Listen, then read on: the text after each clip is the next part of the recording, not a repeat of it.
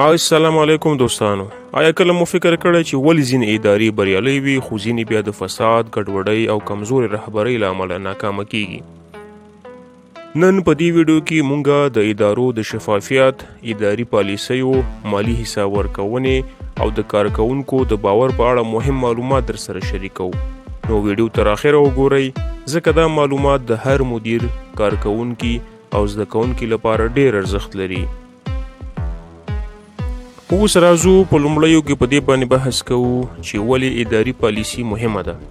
هره بریالۍ اداره واضح اصول، منظم پلان او قوي مدیریت لري. که په یوه اداره کې واضح پالیسي موجوده نه وي نو هلته ګډوډي، بېنظمي او حتی فساد پیدا کیږي. ښه اداره هغه ده چې روښانه هدفونه ولري، د کارکونکو مسؤلیتونه معلوم وي، حساب ورکونه موجوده وي او د خلکو باور ترلاسه کړي. دوهمه مهمه برخه هغه د روڼتیا او حساب ورکونې ارزښت ده. یوه اداره باید مالی او اداري چارې په شفاف ډول پر مخ یوسي.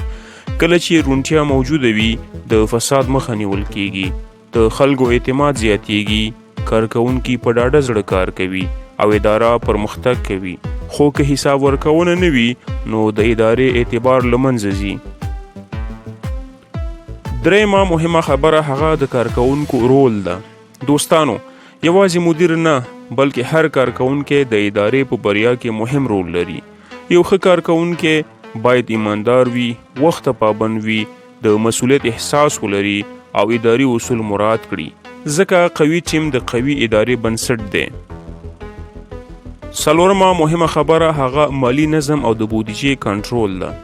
په هر اداره کې مالی نظم ډیر مهم دی. مصارف باید د پلان مطابق وي او هر پیسه باید معلوم حساب ولري. کله چې بودیجه په سمه توګه تنظیم شي، بې ځایه لګښتونه کمیږي، د ادارې پرمختګ چټکیږي او د خلکو اعتماد زیاتیږي. اوس راځو په دې باندې بحث کوو چې د خلکو باور څنګه ترلاسه کیږي. خلک هغه ادارې ته احترام کوي چې رښتینولي ولري، عدالت مراعات کړي او د خلکو خدمت په صداقت سره ترسره کړي. باور په خبرو نه بلکې په عمل باندې جوړیږي. ګرانو دوستانو، که موږ غواړو بریالۍ او پرمختللې ادارې ولرو نو باید شفافیت، قوي مدیریت، حساب ورکونه او ایمانداري خپل اصل وګرځوو.